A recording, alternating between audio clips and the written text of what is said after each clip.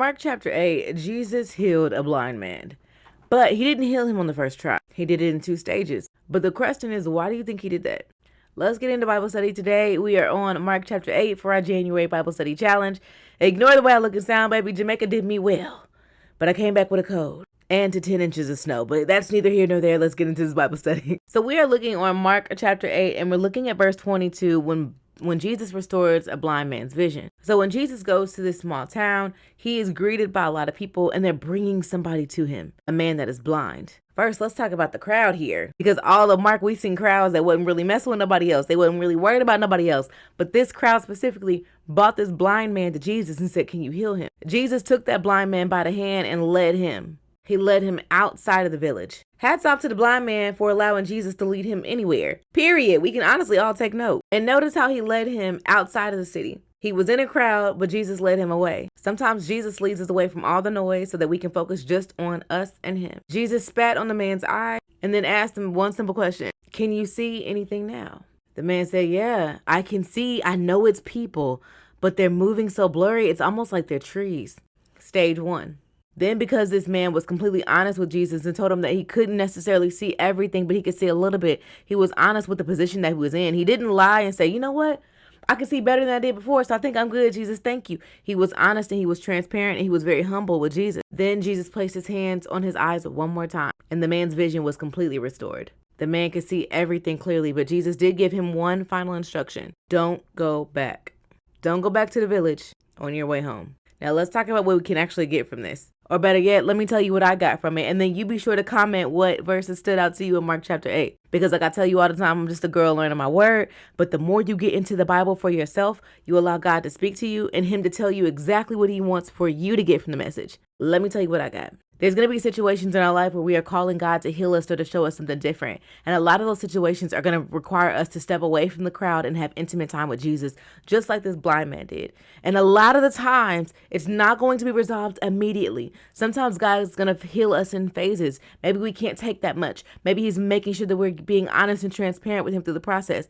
Maybe this, maybe that, but God always has a reason and it's always valid. His understanding is way better than ours. It causes me to look at situations where God calmingly led me deeper into a revelation. It caused me to think about situations where God either called me to fast or caused me to be silent or caused me to move away from platforms like social media so that I could really focus on intimate time with him so that he could develop me, so that I could see things better. In a lot of those situations, God will allow you to see things better, but then call you not to go back to where you came from. Have you had a situation like that?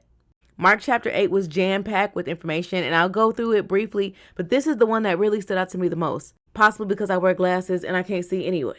I completely felt the man when he said people look like trees, because once these glasses come off, baby, I don't know who you are. Now let's get into a little bit of overview of Mark chapter 8. So Mark chapter 8 starts off yet again where Jesus is feeding the thousands. This time he's not feeding 5, he's feeding 4. But the difference between this one and the 5,000 is that these are non-Jews that he's feeding. God's blessing is for everybody. And what I love to notice in the very beginning of Mark chapter 8 is Jesus' compassion. In my study Bible, it says that I feel sorry for these people. They have been here for a long time. I'm sure they're hungry. If Jesus is compassionate about other people, what do you think he wants us to be? Right. If you are someone who struggles with compassion, it could be trauma. It could be past hurt. It could be what you've been through in the past that has caused you to harden your heart and lack compassion. Baby, pray on that. Give that to your Father, because we are called for discipleship. We're called to share the good news. And it's hard to share the good news when your heart is hardened. And then we have our disciples who have been walking with Jesus in their sandals for miles and miles and miles. They experienced him feeding the 5, and now they're questioning again how they're going to feed the 4. And I think this is just a good example for us,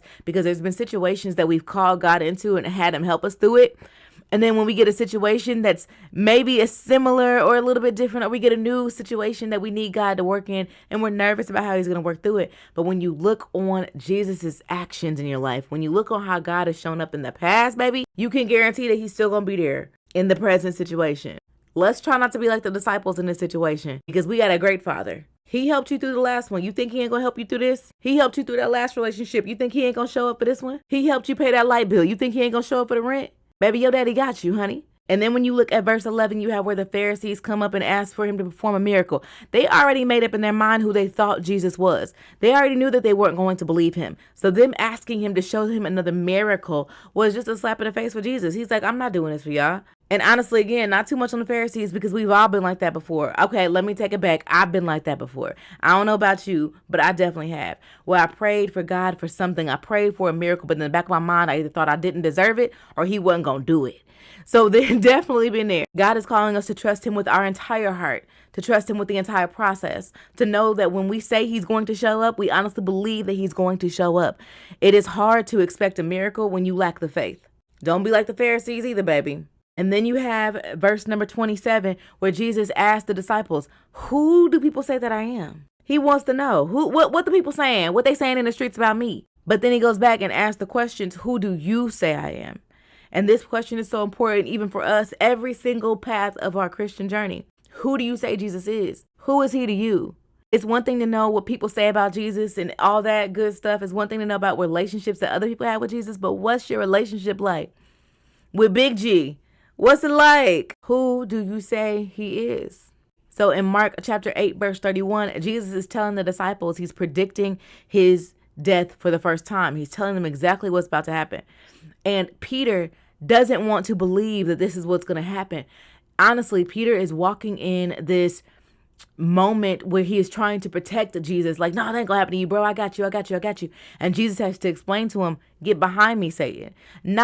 This is not Jesus calling Peter Satan, but he is saying that similar to Satan, Peter is trying to block what God is trying to do in his life. Jesus says to Peter, you are seeing things merely from a human point of view, not from God. How many situations in your life are you seeing from a human point of view and not from your Father? He says you are blessed and highly favored, but you see someone broken, struggling. He says that you are the head and not the tail, but you see a small little worker bee. What in your life is God calling you to see from his perspective and not from yours? If you're struggling with that, baby, lay that at God's feet, because you are more than enough. You are called and you are favored. You are valuable. You are loved, and your Father hand created you, stinkerbutt. You're made in his image, baby. See it from his perspective. When I was struggling with self-doubt, God kind of showed me what I needed to think about. How does he see me? And a lot of times, in times when we are going through so much mentally, the world around us is shaping our perspective of ourselves. It's hard for us to see how God is seeing us. But when you turn that camera around, baby, and you look at how your Father sees you, not how society may see you, not how anybody else may see you, but how does your daddy see you, baby? Verse 34 goes into, if any one of you wants to be my follower, you must give up your own way, take up your cross and follow me. And if you try to hang on to your life, you will lose it. But if you give up your life for my sake, for the sake of the good news, then you will find it. Giving up your life for God is giving up your perspectives. It's giving up your ungodly desires. It's giving up things that you thought were fun that aren't fun in the kingdom of heaven. It's giving up your perspective for God's. It's giving up your steps for God's. It's giving up your, like I said, thought process for your Father. It's giving up that for your Father. And honestly, on this Christian walk, it's one of the hardest things to do because we get so used and accustomed to doing everything our way. Everything that we want to do, everything that looks good, feels good. We're a microwave society. We want it right now. But God is calling us to lay down what we think is right for what the book says is right. God is calling us to lay down what traditions we've developed with our ancestors and our family and follow what he's written out for us. God is calling us to lay down the life that we thought we created right here on earth for the one that he's going to provide to us in eternal life. What is God calling you to give up, stinkerbutt? Your perspective, your attitude, your lack of compassion, your relationship that he's been trying to call you out of. What is God calling you to lay at his feet? When you're reading Mark chapter 8 in your own time, literally pray and ask God to reveal those things to you. Have him reveal to you what he wants you to get from his word. Because anything that your Father gives you is blessed and honored. Any guidance that your dad gives you, like he guided the blind man to an area outside of the village and healed him. Anytime God guides you, it's always for a good reason. Follow your Father. He's never going to let you down. That's what I got from Mark chapter 8. You let me know what you got, and I'll see you for the next video. Bye, y'all.